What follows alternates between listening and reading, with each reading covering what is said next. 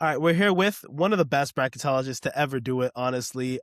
Multiple times in the top. Is it the bracket matrix? I'm not sure what they call the leaderboard, but DJ Bauer, aka Bauertology, the official bracketologist of the Six Sports Podcast, and all the brackets I do. Sorry, Joe Lenardi. DJ, how are you? I'm doing great. Been a busy time of year, but having a lot of fun with college basketball season winding down to its conclusion. March Madness, now just a week and a half away from Selection Sunday, so it's getting to crunch time, but it's a exciting time of year, no question about it. It definitely is. I think I didn't realize how quickly March got here, and it definitely did. And we're kind of really seeing some great basketball at the top, not really too much in the middle, and then the bottom half of a lot of the nation. But I will say one of the things that is great about bracketology at this side of the at this point of the calendar is the bubble. Is we're looking at resumes, we're looking at what games are coming up, but really with only a week left in a lot of teams' regular seasons, hell, the Horizon League, they already started their weirdness of a conference tournament. And a lot of by the time people listen to this, there's going to be already some other conference tournaments that kick off.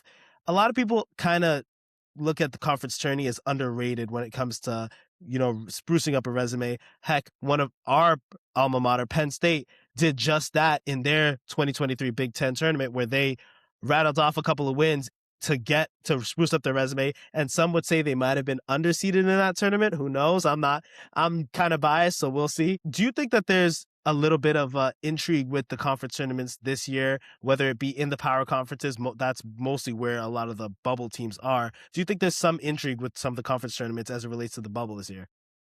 Yeah, totally. And to your point about the emphasis on conference tournaments, bracketologists, myself included, and others all kind of agree that it's mostly the power conferences that kind of get the short end of the stick when it comes to how their conference tournaments are evaluated, since those are the ones that are occurring just before Selection Sunday. The Big Ten championship usually wraps up right into the Right. selection show, so yeah, that obviously has been a headache for a lot of bracketologists over time, figuring out how much the selection committee will value those games. As for the games we're getting this week in some of the smaller conferences, those ones tend to have a bit more weight just because the selection committee hasn't met yet. They'll be getting together shortly after this time next week. But yeah, conference tournaments are going to matter coming up for quite a number of teams that are down on the bubble that are trying to make their final cases. You take a look at a team like Seton Hall, who has been kind of sitting on the next four out graphic for about a month now. They lost their big chance to jump back into the field at UConn on Saturday. That probably would have done it alone. I'm not sure even if they're able to win at Xavier tonight or beat St. John's at home this weekend. If that's going to be enough to get them back in, they might need to do some serious winning in the Big East tournament. Question is, how late will that be for them to make a push? And same case for other teams. A lot in the ACC that are going to be riding on that. Virginia Tech, Cal, teams that are right down there on the bubble. Big Ten, obviously a huge matchup to end the regular season between Ohio State and Indiana. Loser of that game might need to do some serious work in the Big Ten tournaments. So yeah, quite a few teams are going to be looking ahead to this next week and a half here and say we gotta lock down. It's crunch time before Selection Sunday. Make your final case. Yeah, Seton Hall is a great point because I will say I feel like the quality of the Big East this year is just it. I've always been a gigantic Big East, supporter. So to see the Big East kind of lose quality outside of the St. John's, the UConns, the Villanovas, and then Seton Hall, and then there's just a gigantic dip. It's kind of sad to see. But, let's talk about the true bubble because this year the bubble has been kind of bad. We're talking about Santa Clara as a bubble team. We're never going to talk about a West Coast Conference team as a true bubble team in the past. But you talked about Ohio State. They have to play Indiana. They actually had a huge win, I believe, over Purdue recently. So that kind of, in my opinion, shored them up. I do think Ohio State has, whether or not they get a win or two in the conference tournament, that might be, good for them or not. But who it for you is like truly on the bubble in terms of their looking into the conference tournaments, they need to get that win no matter what. Because you look at a Seton Hall, they lost a UConn win would have been great for them. Other than that, they don't really have a lot of opportunities in the Big East tournament. Look, for if you look at the seeding for the Big East tournament, I mean, I'm picking St. John's over and UConn to be in that final. There isn't really any other wins that Seton Hall can get to shore up their resume. Are we talking about a win over DePaul if they're that 4 or 5 seed in the Big East tournament? I never knew that I'd be in a world where DePaul is considered a quality win, but truly there isn't a lot of opportunities for some of these bigger conferences unless you're on that, nine, if it's a bigger conference, unless you're on that 9, 8, 7, play a couple, good to mediocre teams to, get some momentum going. Yeah, right. And, we bracketologists say it every year. Many more teams play themselves out of the conversation than play themselves into the conversation. And that is something that we are certainly seeing here down the line. Take a look at a team like USC. They were in it for a while. I had them as high as an 8 or a 9 seed at one point. All of a sudden, they lose 5 in a row. Chad Baker Mazara quits on the Yeah. team. And it's starting to look really bleak for USC unless they can win these last two and then probably also do something in the Big Ten tournaments. So there's your example of a team playing itself out. Obviously, I touched on Indiana, same situation. They've lost 4 in a row. I think it's really telling that they and Ohio State had exactly the same opportunity on Sunday, which is a protected seed coming to their own arena, a chance to notch a quad 1A win. Ohio State got it done, and Indiana didn't. They lost to Michigan State. Kind of shows the trajectory between where those two teams are. That Sunday could be the difference between Ohio State getting in and Indiana getting left out.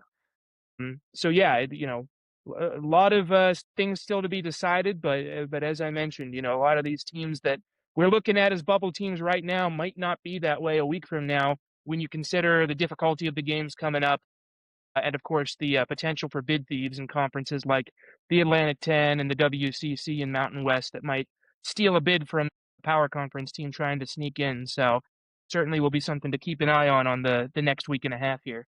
We'll touch on some of the bid thieves, as you said, because I could see a certain conference in the Midwest maybe getting a bid thief. Yeah, like Ohio State, they finally got their quad 1 win, finally. And, they're 16-1 in quad 2 and below games. Look, they have a chance to play either Iowa or Michigan in the tournament, depending on where they land. That would be huge if they would get a win over Iowa. We've seen that there are bad teams that can get wins over Iowa, sans Penn State. And then Indiana, if they get a bye as a 10, that's fine. They could rematch UCLA in the Big Ten tournament, but I don't know if that moves the needle. UCLA, I would say they're safe because of that win over Illinois. They have some good wins on their resume. But Indiana, look, they lost to Illinois, Purdue, Northwestern, and Michigan State.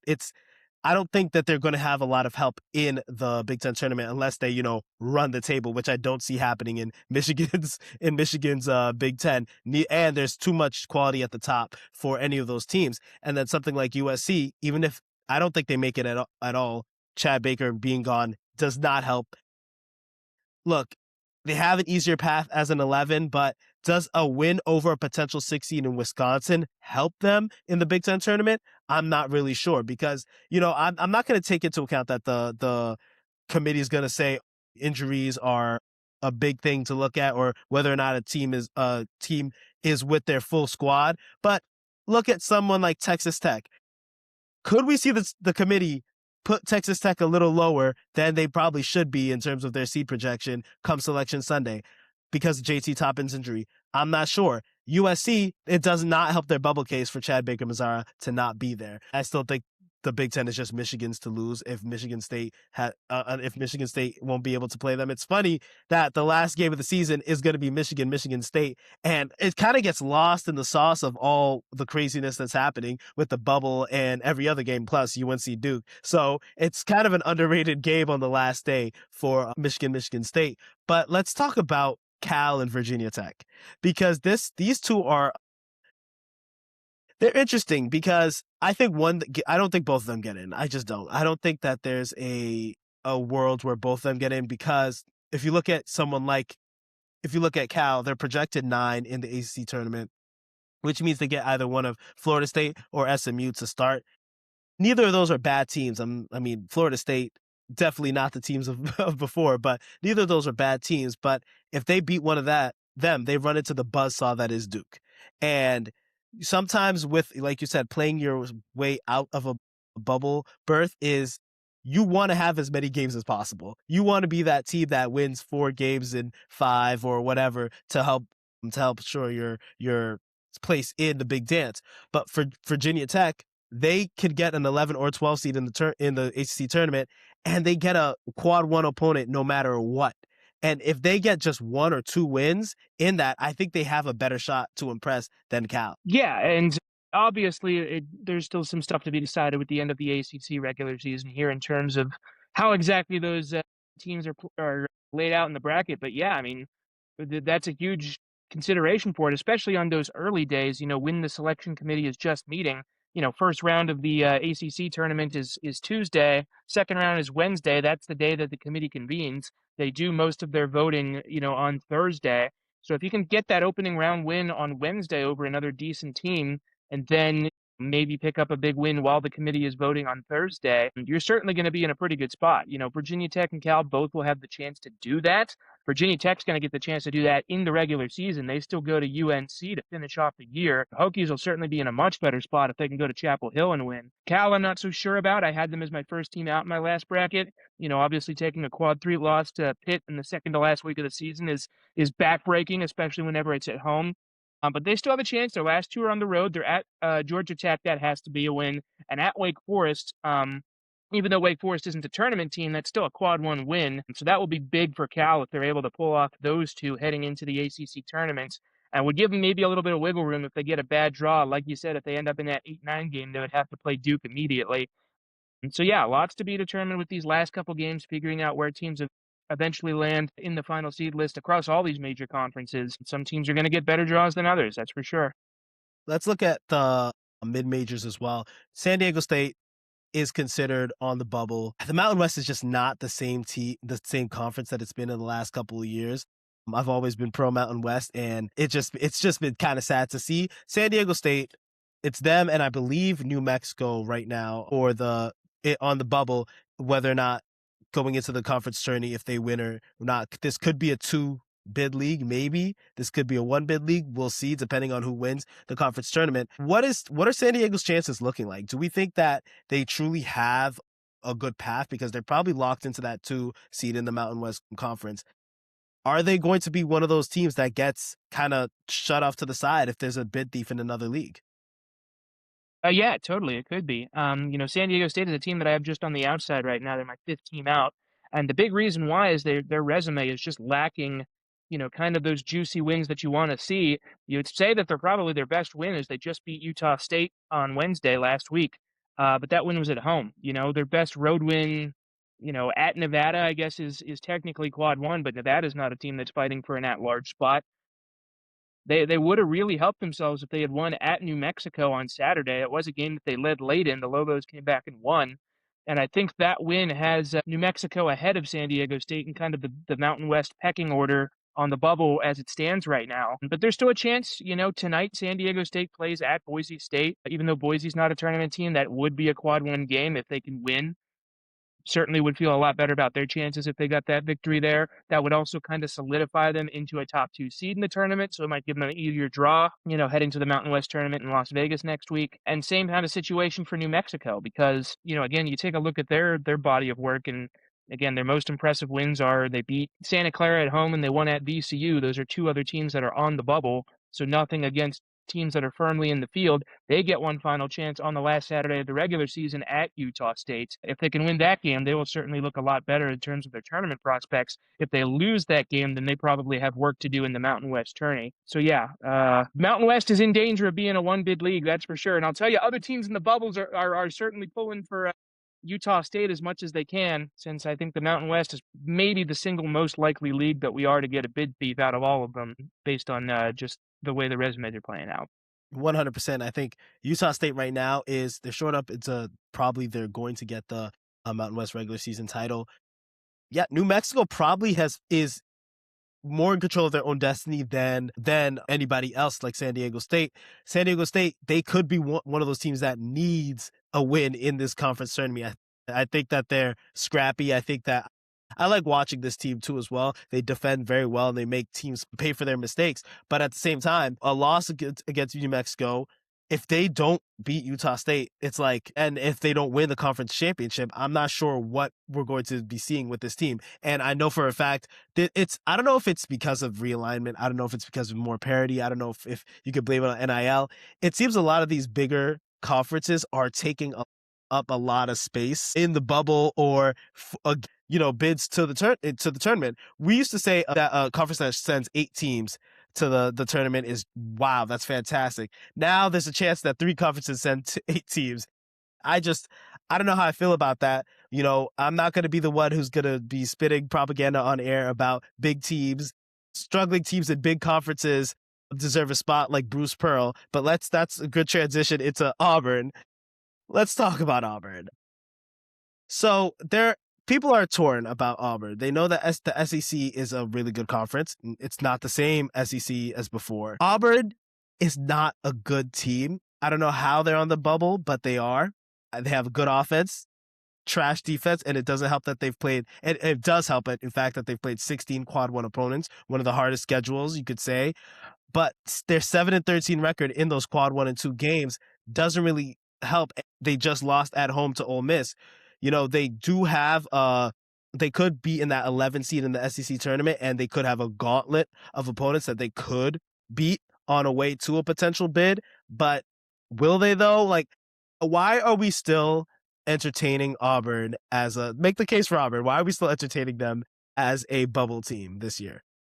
Sure. So, I mean, the main argument for Auburn boils down to really 2 key things. One is that they have played the second most difficult strength of schedule in the country and the 13th most difficult non-conference strength of schedule in the country, which the selection committee has historically had a very high tolerance for teams that do that. I can think of some teams in the past, that Michigan State team in 2024 that I had as a last 4-in team in Dayton. They were a 9 seed. Well, that's because they played the 10th toughest schedule in the country. Just Baylor last year was a team that was kind of dealing with the same situation as Auburn in terms of their overall record. They were able to win a handful of games at the end of the year. I think they went into the tournament at 18-14 and were still able to scrape out a 9 seed. So the selection committee has had a pretty high tolerance for teams that schedule difficult. And Auburn is still in the conversation because of the games that they've won. The wins have always been more important than the losses. They won at Florida. They're the only team in the country that has done that. They beat Arkansas, they beat Texas, they beat Kentucky at home, and in non-conference play, they beat NC State and they beat St. John's. So they are certainly not lacking on wins over teams that are in the at-large field presently. That's what their entire argument is predicated on. The big argument, of course, against Auburn is a very simple one. They've lost too much, At 15-14 overall, the worst record that a team that has ever gotten into the tournament as an at-large in terms of games above 500 is 2. And that hasn't happened since 2001. Georgia was 16-14 that year, and they played one of the most difficult schedules of all time, according to KenPom. Is Auburn going to be afforded the same kind of leniency? Maybe, because, like I said, they were able to win at Florida. They were able to do good work in non-conference play. I think maybe the magic number for them is 2 games above 500. I would still want to see them get up to 3 before I feel any sort of comfort about that. But as they sit right now at 1 game above 500, you got to keep a team like that on the outside of the field, or else, what kind of message are we sending here where you can lose half of your games and still make the NCAA tournament? Doesn't matter how tough your schedule is if you're not winning enough of those games. And so, that's kind of where I stand on Auburn right now is, yes, they're still hanging around the conversation because they've scheduled tough. They're just not winning enough. It's interesting, too, because I think they're one of those teams that if they win 2 games in their conference tournament, which would be any of maybe Arkansas, Missouri, Tennessee, Vandy, Texas, Texas A&M, I'd be like, put them in no matter what. I just don't think that they will. Like you said, they have a win over great teams that are most likely going to be top 3 seeds in the NCAA tournament. You cannot put it, for me, at least, and the committee, they do love, like you said, teams that schedule hard. But I just think when you lose that many games, and I think they have LSU to finish out the season. If they don't have a good showing in the conference tournament, right now, I think they're kind of locked into that 11, maybe that's 12 spot in the SEC. Are we all of a sudden saying that a bottom 4 or bottom 5 team in a conference is good enough to make the big dance? Like, I just think it's a very slippery slope. And when you have because that's what the SEC is at this point, a mega conference. How good are the teams that are at the bottom? Because Auburn, to me, is not a top 64 team in the country. And then let's look at Texas A&M, a team that's also on the bubble, one of the teams that Auburn probably could play in the conference tournament. They've won a little more than Auburn, actually significantly more than Auburn. Texas A&M, are they a team? They just lost to Arkansas. They've lost to Texas. Are they a team that could maybe need the conference tournament to get a win, or are they going to be, is their resume pretty much not good enough to make it as a true bubble team? So Texas A&M is a team that I feel is certainly in a better spot than Auburn is. And part of that is just, they're not dealing with the same overall record clause kind of thing. They're 19-10.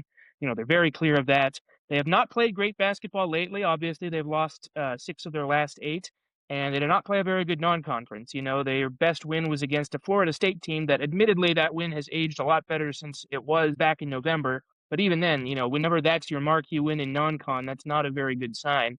The thing that I think is helping Texas A&M is they've won a lot on the road against the SEC's kind of middle lower half. They won at Auburn, they won at Texas, they won at Georgia, they won at Oklahoma. That's enough for me to think that they're in the field, even if things get a little shaky down the line here. I certainly wouldn't test that because their resume metrics are not in a great spot. Whenever we talk about resume metrics, we're talking about the 3 that are on the committee's team sheet: KPI, strength of record, and wins above bubble, where Texas A&M averages to a rank of 48.3 across those. Typically, you want to have that number, if you're a serious tournament contender, have that number be below 50. So they are pushing that number right now at 48.3. Big game that they've got tonight against Kentucky. And then they finish the regular season. Who is it? Let me pull up their schedule here. They finish against LSU, so that doesn't really offer them a whole lot of quality since LSU's not a tournament team. So it'll certainly be big for them heading to the SEC tournament in Nashville next week. As you mentioned, they're kind of in the middle of that bracket right now. Unfortunately, if they were to be in that 8-9 game, they would, after their first opponent, they would probably have to go up against the buzzsaw that is Florida. Yeah. So not exactly excited about that prospect if I'm an Aggies fan. But I do think that the wins that they have are going to be at least good enough to get them into the tournament. Maybe it's in Dayton based on that bad non-con and kind of underwhelming resume metrics, but I do feel a lot better about Texas A&M than I do about Auburn. So you mentioned in your previous bracket, I believe you had West Virginia as the next 4 out. Talk to me about West Virginia, because they're one of those teams where in the Big 12, which is right now the best conference in college basketball, bar none, they kind of have been getting overlooked as a bubble team when you look at Cincinnati and TCU. What is and even now with some of the losses BYU has taken, should we look at BYU as a bubble team? But what has been your read on West Virginia this year? Yeah, West Virginia is a team that, they kind of didn't get off to the season on the start that they wanted.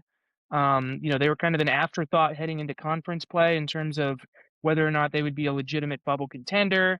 At this point in the year, they pick up the win against BYU on Saturday. That's big. Still just a home win, so it's not, transformational like winning on the road would be. Their only road wins in conference play have been against UCF, Cincinnati, Arizona State. 2 of those teams are also on the outside, and then UCF is a team that, while that is a good win on paper, the quality metrics don't like UCF all that much, so it's not as impressive as perhaps it should be. They finish off the season tonight at Kansas State and then home against UCF on Friday. If they win both of those games, I do think that West Virginia is back in the conversation. I would still pretty comfortably put them on the outside of the bracket right now, just based on the way that their metric sits. Based on the fact that they don't really have too many of those big, important wins away from home that you need to crack the field. They're still on the periphery, but for the Mountaineers, they certainly have work to do. And then look at someone like TCU, who has some good wins in the Big 12. I think personally that TCU should be is a true bubble team, is a team that should kind of be in the conversation when we're looking at the Big 12 because of how good that they've been. Look, they have a win over Iowa State. They have, I'm not sure. I know they had Texas Tech. I did not see if they beat Texas Tech when they played them, but also, is the committee going to actually, they played Texas Tech today, actually, as we speak. If they get that win, that would probably help them a lot more. And they end the year with this win over Cincinnati. So that would be gigantic for their bubble hopes. I think actually a win over Texas Tech and Cincinnati, they should be safely in, maybe, because of how good the Big 12 has been. But this is a TCU team that kind of has been on the periphery in the Big 12 because of how good and the cannibalization at the top. Someone like Cincinnati, who has, in my opinion, one of the best wins in the Big 12 with their win over their complete destruction of Kansas, matter of fact. So I'm not sure how I feel about those two teams, but if West Virginia gets, into the mix, I don't know how their resume stacks up against a TCU or Cincy or even a UCF. UCF is my dark horse in the Big 12, but either way, I'm not sure how they might, because again, the committee's looking at all these different metrics and all these heads to heads. I feel like TCU and Cincy may have a better chance or a better edge on West Virginia, especially since they have, especially in TCU's case, better games to close out the season before they even get to the Big 12 tourney. Yeah, well, TCU, if they are able to beat Texas Tech tonight, I would feel really good about their chances of getting into the tournament because the number one thing that the committee has always stressed is that your wins are more important than your losses. If you add a win over Texas Tech into your already existing wins, home against Iowa State, and then neutral court wins in the non-con against Florida and Wisconsin, that's going to be a hard team to leave out no matter what. I know that they have some pretty ugly losses from the non-con too. I mean, obviously they started the season by losing at home to New Orleans. Like that's about as bad a start as you can have to the year. But the work that they've done since then has largely overcome that. To the point that I would feel pretty good that TCU is maybe not just in the field, but also above the play-in games, above Dayton. And I would certainly feel that way if they were able to win at Texas Tech tonight. Cincinnati is a team that they're kind of on the outside sitting where West Virginia is. And they've been as hot as any team in the Big 12 lately. They've won 5 of their last 6, but again, they got off to such a sluggish start. They were 8-8 to start the season, 0-3 in conference play. That even whenever you're able to go win a game at Kansas, that is a massive result for sure. It's not enough to undo kind of all the bad work that you had done before that. You need to have multiple positive results in order to work your way back into the conversation. So Cincinnati is still a team that is about like 8 to 10 teams out of the field for me. They can still get in if they win their last 2, home BYU tonight, and then at TCU on Saturday. That's obviously going to be a huge game for both teams. If they do that, then Cincinnati will certainly still be in it. As it stands right now, there's just not enough to back up that Kansas win to put them into the field. And then, so as we're closing out, I mean, let's touch on Santa Clara just for a little bit. The West Coast is weird right now because there's been so much. Gonzaga has been as dominant as ever. St. Mary's has also been good. A lot of teams, you don't really get a lot of quality wins in conference on the West Coast if you're not playing one of the top 3 teams and maybe Pepperdine on a random every other year. Is Santa Clara, are they going to be one of those teams that gets pushed by a team that does better in their conference tournament or a bid thief? Absolutely. The potential is certainly there because Santa Clara's best win is they beat St. Mary's at home. Now, they still have the metrics that would point to them being in the field. All of their metrics other than BPI are 45th or better, and that's usually about where the at-large cutoff line is. So I still have Santa Clara as one of my last 4 teams in, but whenever you take a deep dive at the quality of those individual wins, you do scratch your head a little bit. You say maybe there's not enough meat on the bones here. Would have been transformational for them if they could have won that game at St. Mary's on Wednesday, or if they had taken 1 of 2 against Gonzaga. They let all 3 of those opportunities slip through their fingers, and so as it stands, they're still squarely on the bubble. And the most aggravating thing for Santa Clara is that they play a week before all of the power conference teams do whenever it comes to their conference tournament. So let's say that they win their quarterfinal game as they're expected to, and then lose to St. Mary's in the semifinals. They have to sit on the couch for 6 days and watch excruciating pain as they are rooting direly for bubble teams and power conferences to falter somewhere along the line. Not a very cozy spot to be, especially for a team that hasn't made the tournament in 30 years. They're looking to break a really long drought this year. So yeah, not exactly a comfortable time in Santa Clara right now. If they can win their quarterfinal game and then beat St. Mary's in the semifinals, I'd feel a lot better about the Broncos. If they lose that game, it's going to be a nervy couple days. Yeah, it sucks for Santa Clara. I do think that drought's going to continue because I just think, again, there's just too much quality at the top. There's a gap when it comes to St. Mary's and Gonzaga. Gonzaga may be a little weaker this year because of their health issues with their top 2 players going into the West Coast Conference tournament. Heck, I'm picking St. Mary's to win the WCC tournament. I've picked them every year for the last 2 years. I'm 1-1 so far. Here's to get 2-1. But yeah, I do agree with you. I do think that they're one of those teams where you're not going to get a lot of quality wins in conference. Out of conference, they didn't really have that much. And they have to wait because there are going to be teams that we're going to allude to now are probably going to end up becoming bid thieves and get those final wins in the conference tournament and in the last couple weeks to make the big dance. So for you, who do you think on the bubble is the most likely or the most necessary they need to get wins in the conference tournament? I mean, winning the whole thing would be great for anybody, but who's the most likely to get their quality wins in the conference tourney? Yeah, well, as you mentioned, Santa Clara, if they beat St. Mary's, I think that most likely keeps them in, even if they were to lose the championship game to Gonzaga. Other teams that I have kind of floating in that bubble range there, obviously critical for these ACC teams, Virginia Tech, Cal, and even SMU is a team that I'm starting to worry about a little bit. They have slipped really badly these past two games, losing at Cal and at Stanford. They are my last team above Dayton right now, so it's going to be important for them to close out the season strong. But again, if you're in a power conference, you're going to have more opportunities to build your resume than non-power conference teams will. The only question is, again, based on how late these conference tournaments are in the selection committee's discussions, you want to make sure you have a good draw so that you're getting some quality wins in the conference tournament early on, and so you're making sure that the committee is going to accurately weigh the weight of those wins. I agree, and I think one of the tournaments to also look at is that Big Ten tournament with Ohio State and Indiana.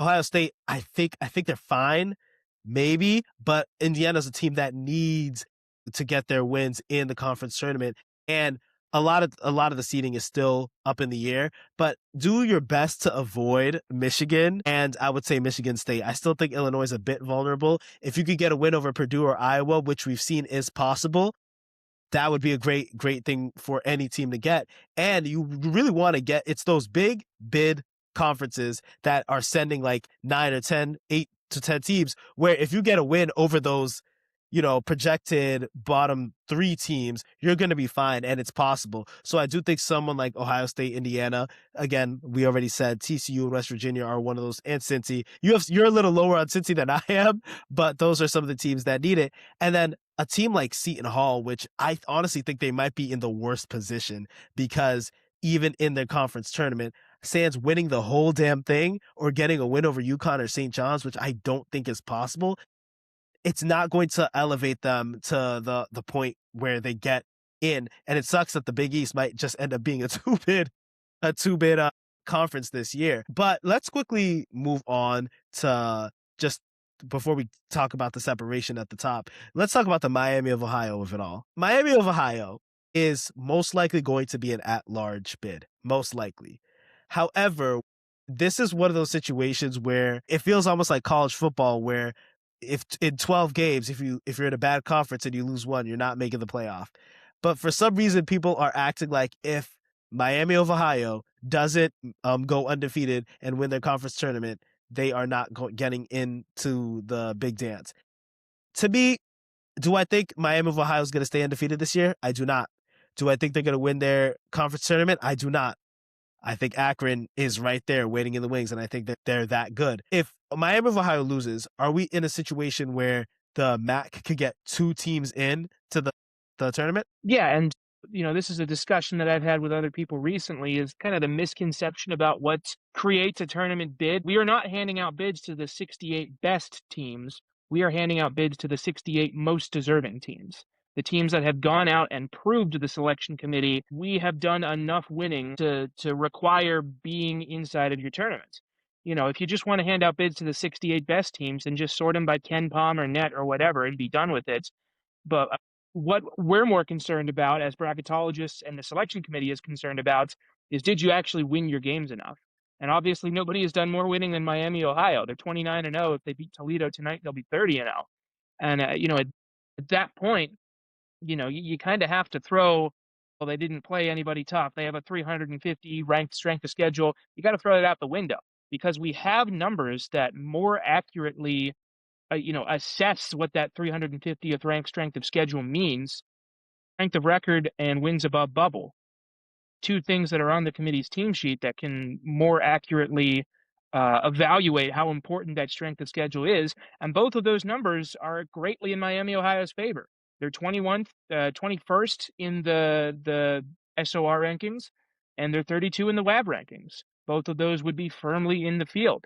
And, even if they were to lose one or two games here, it would not knock those numbers down enough to knock them out of consideration range. So I understand the hesitation on them. I understand that, you know, maybe they would not be a popular pick to advance around in the NCAA tournament if they were to get in. But we're weighing teams based on how deserving they are to get in. There's no way that you can say a team that is 29-0, no matter how difficult the schedule is, isn't deserving to get in. Miami, Ohio certainly is. It's interesting too because any team has won 28 or 29 games historically has just been a one seed, and that's just been it, So I do not understand what the I really don't think, especially in a game like college basketball and where there's so many games in the season, you can truly get online, Bruce Pearl, and say, look, a team that played this bad of a schedule shouldn't be in. I'm not sure what just happened. But anyway, you cannot say that. In my opinion, I still do think that this team is deserving, but are they going to make the tournament? Yes, and could there be two teams in the MAC that make a tournament? It would be bliss. It would be blissful for every mid-major fan out there if there was two teams from the MAC that made the tourney. And then finally, the eighth. What's the read on the A10? Because St. Louis is probably going to win the conference tournament, but is VCU a team that people aren't thinking about enough as a potential, whether it be a bid thief, if you want to call them that or whatever? Are people thinking about VCU enough? I think the A10 is probably the second conference after the Mountain West that I think is most likely to have a bid thief, because St. Louis is still the dominant team in that conference, but they have looked a lot more vulnerable lately than they did before. They won 18 games in a row at a period of time there, and then they went on to, have a 4-game stretch recently where they haven't looked very good. They lost to Rhode Island, they lost to Dayton, and then even though they won both of those games against VCU and Duquesne, they trailed by double digits in there. So St. Louis has showed that they are not an unbeatable Titan. They can and maybe will falter in the conference tournament in Pittsburgh next week. Bubble teams would hate that. They are very much in the Billikens' corner right now, hoping that they're able to get it done because they're the only Atlantic 10 team that is firmly in the tournament field. VCU could still potentially be an at-large. I had them as my second team out. Other bracketologists have them as like a last team in kind of thing. They have the metrics that are right there on the edge. My big issue is that they didn't really beat anybody. Best win is probably, they had a neutral court win against Virginia Tech, and they have a neutral court win against South Florida. Neither of those teams or those wins really especially stand out for me. That's why I have them just on the outside. But if St. Louis doesn't win, doors open for VCU to make it not a sweaty selection Sunday for them, that they can kind of just clinch it through winning the tournaments.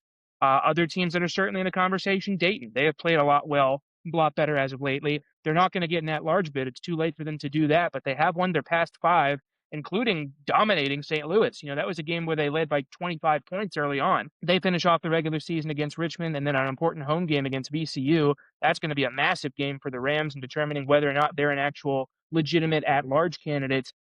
So it'll be interesting to keep an eye on them. I think Dayton is the team that I would make as my most likely pick to be a bid thief out of the A10. Even then, there's still a couple other good teams that could do it. George Washington is a dark horse. I know George Mason has not played very well as of late, but if they can get back to the way that they were playing before this spell, then they're still in the conversation as well. A10's pretty wide open. St. Louis is the best team for sure, but quite a few teams that I think could probably cause some chaos there.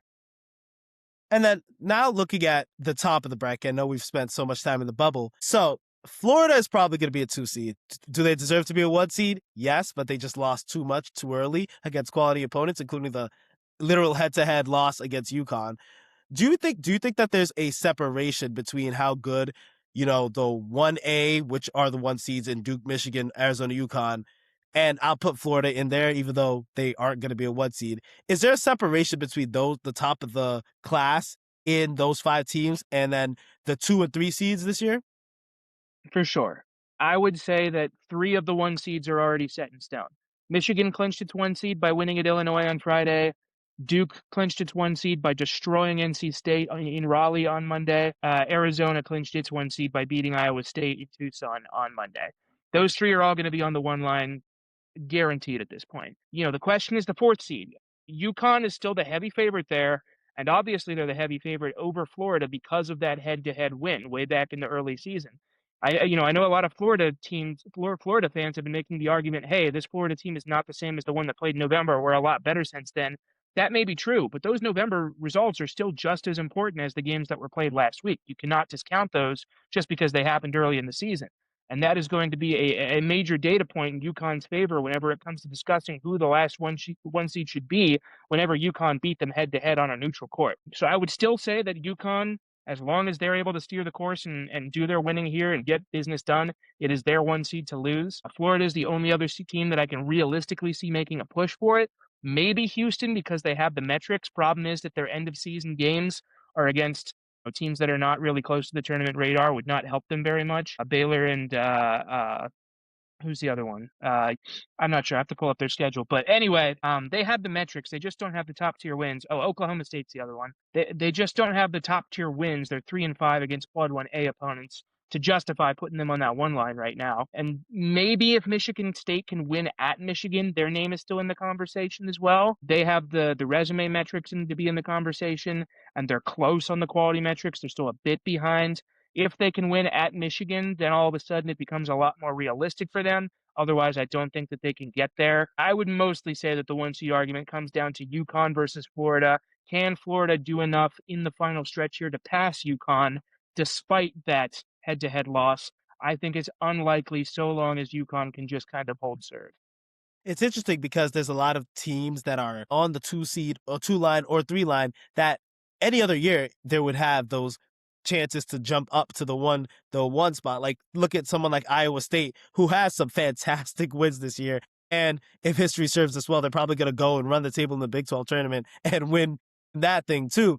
Or someone like Houston, who has taken some pretty bad losses to some good teams, such as Kansas. There is just such a gap at the top, and I don't really know how to necessarily we know who probably is going to be it's going to be probably like a 1 or 2 in all the seeds in the Final Four, but there is such a gap at the top. Is there a team though for you that come Selection Sunday, whether or not we have them projected there or not, are most likely going to be ahead of their current seed projection, whether or not you have them there or not? Yeah, I think that Iowa State could be that team. I think, especially after the loss that they just took at Arizona, they should more likely be a 3 or a 4 seed. I just think that because that they were a 1 seed in that top 16 preview, and because they have big wins against, other top teams, they beat Kansas, they beat Houston, they won at Purdue, that's a huge non-conference win, and they beat St. John's in a neutral court as well.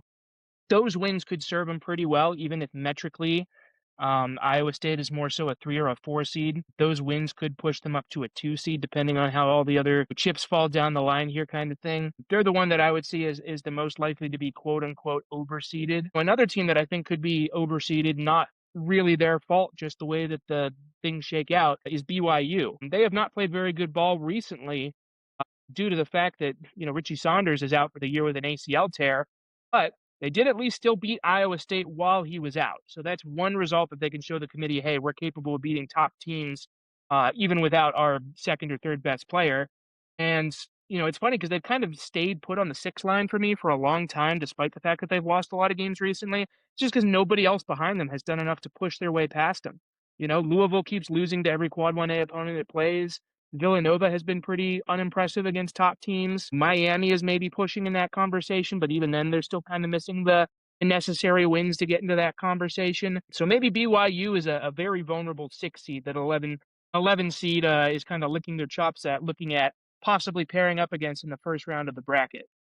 Yeah, it's interesting too because one of those teams in the Big 12 that I think might end up, jumping and it's Texas Tech to me because right now I believe you have them as a 3 seed, but this is a team that I said I would not necessarily make a judgment on them until I saw them play against quality opponents without JT Toppin, and then they went and beat Iowa State on the road. So it's like I'm not really sure how they're going to do in the conference tournament, but they might stay at that 3 line where post JT Toppin injury, I was like, they're probably a 6 at best if they, because I assumed there was going to be a slide, but now I think they have a game against TCU and then a road game against BYU to end the season. So they have the quality games ahead of them that they could definitely use to spruce up their resume. Is it a team like Arkansas that is at 5? Same with Vandy, that they're both on the 5 line. I think you have them. They're also teams that Arkansas could have a boost in the SEC tournament. I have them in the title game for me. So they are one of those teams that is very interesting and weird, where they've have the bad losses or quality losses and bad losses, as well as some great wins or close losses. Like a close loss to Alabama on the road is not going to hurt their an overtime loss of that is not going to hurt their seeding. But is there anybody right now that you have at as a 2 through 5 that is probably not going to be there, or you could see the committee giving them a lot of hate, like someone like Texas Tech? Yeah, you mentioned Arkansas. I know that they have the resume metrics that are good enough for a 5 seed.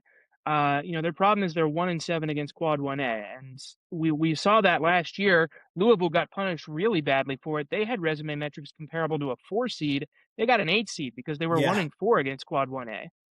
They just could not reliably beat teams at the top. And I think part of that was a little bit of disrespect for the ACC last year. ACC is obviously a lot stronger this year. CC, I think is not the same nuclear conference that sent 14 teams to the tournament last year, but it's still quite good. So I think Arkansas is less likely to fall victim to that the way that Louisville did, but I could still see it happening. You mentioned Vanderbilt as well, kind of the same issue. You look at their wins and you kind of feel that it's a little bit empty compared to what it should be. 2-4 against Quad 1A. They lost their opportunities against Florida, Kentucky, Arkansas. The best wins that you're looking at are at Auburn and neutral St. Mary's, which, those are fine wins, but they're not, make your eyes pop out of your head kind of wins either. So they're certainly a team that I feel like could maybe get a lower seed than what we're projecting right now. St. John's, a similar issue. Similar kind of metrics, but again, you go to the argument of who did they beat? Well, they lost all of their toughest non-conference games. They lost to all of Alabama, Iowa State, Auburn, and Kentucky. So that's certainly a big knock on them. And yeah, I mean, another team that I think maybe could get left with a seed that I don't think that they would be too happy with is UCLA. And the reason for them is, even though I think that they're pretty safely in the field at this point, all of their best wins have come at home. They Yeah. beat Illinois at home, they beat Purdue at home. You take a look at their wins outside of Pauley Pavilion, they have 3 of them, and only one of them is out of the Pacific time zone. Unfortunately, it was against Penn State, so not Yeah. not too good for the 2 of us. But yeah, that's a huge concern, is that they have not reliably beaten teams on the road. They're a team that I think, maybe has the resume of like an 8 or a 9 seed, and they get handed a 10 because of how poorly they did outside of.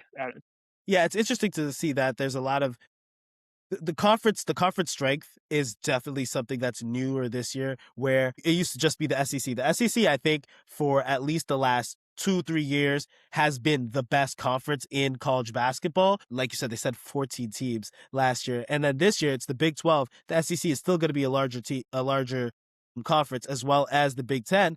But if you look at a team, in my opinion, the most underrated 4 seed, at least projected, that there is, which is Virginia, which was one of the better teams, as even though Duke was a buzzsaw this year, Virginia still dominated. They're at a 4 seed. They probably in any other year would be a 3 if you didn't have someone like, again, Iowa State, who were just the chaos causers of the Big 12, Texas Tech, who, if they finish at 3, that is a gigantic accomplishment, because post injury I just never saw that coming. And then you have also teams like in the Big 10. Purdue is a 3 seed. You have them. The loss against Ohio State plus some other losses against quality opponents like Michigan at home does not bode well for any other 3.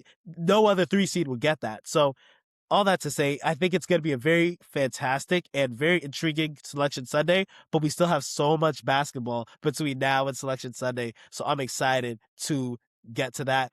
Do you have anything you want to plug? Just follow Bauertology on Twitter. I make posts every Monday, Friday, and Wednesday. Monday and Friday for new brackets. Wednesday for bubble watches. That's going to be coming out Wednesday morning, so keep an eye out for that. And then as we get closer to Selection Sunday, I'm going to try to do some daily stuff the best that I can. And one of my favorite things that I always love to do on the Saturday before Selection Sunday is Bauertology Live, where I kind of tweet out my final seed list as the selection committee would. So that'll be a fun experience whenever I'm able to do that. So stay tuned. A couple big days coming up here on the Bauertology front. Gigantic. We love it. Thanks so much, DJ, for coming on. I'm excited. And then, like he said, follow Bauertology on everything. Literally, if you even see a B with a basketball, go follow it because this is literally one of the best bracketologists in the business. Thank you so much, DJ. Love talking college basketball with you.